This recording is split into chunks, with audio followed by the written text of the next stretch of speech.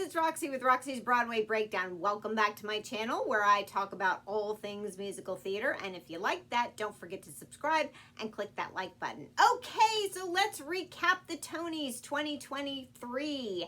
Was it historic? I don't know.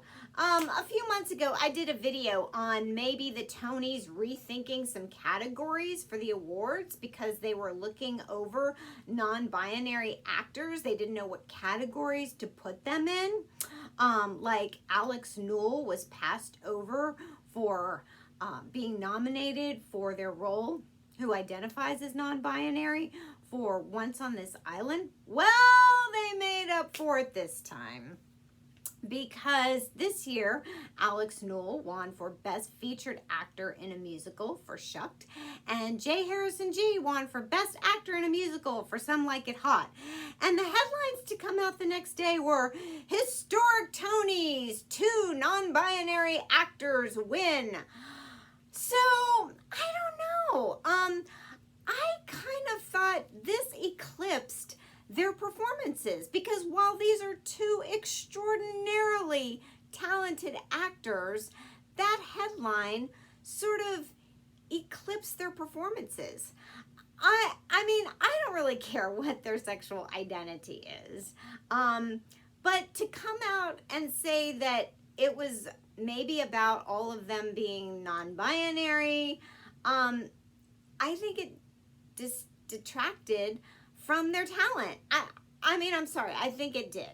Because I would have rather the win be about, you know, how great Alex Newell and J. Harrison G. are in their performances, you know, for in Shucked and Some Like It Hot, than about, oh, wow, and we finally acknowledge that they're non-binary. The Tonys should be about talent and not your sexual identity, I think. I mean, it's great now that the Tonys have recognized what categories to put them in. Great, let's move on from there.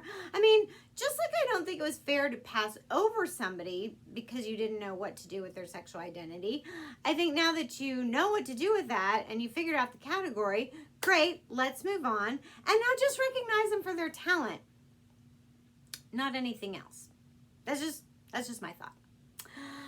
Moving on from that, I thought Lea Michele's performance tagged at the end, letting her come on and perform something from Funny Girl, I thought was a bit misplaced and a bit tacky. You know, last year Beanie wasn't allowed, or not allowed, but Beanie wasn't nominated for Funny Girl, and the show wasn't nominated, and so Funny Girl didn't get to perform at all. And Lea Michele obviously missed the deadline to be nominated for a Tony. So it was almost like, aw, Lea Michele didn't get to perform last year. And that's who should have rightfully been cast. And Lea Michele's always missed her big chance to, you know, play Fanny Bryce. So let's let her come on this year and perform. Finally, her big Tony moment that she's always wanted and should have always rightfully had.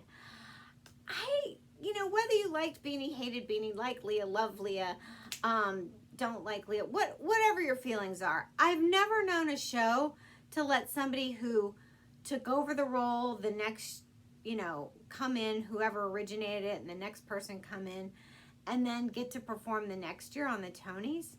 I thought it was a bit tacky and tasteless, but I don't know. Other than that, I thought the Tonys were just kind of, you know, this year. Kimberly Akimbo won for Best Musical. I haven't seen it, so I can't say. I've had some friends that have seen it, big musical theater fans, that were kind of like, meh. So, there you go. All right, there you go. There's my recap. Check out all my other videos, and I'll see you in the next.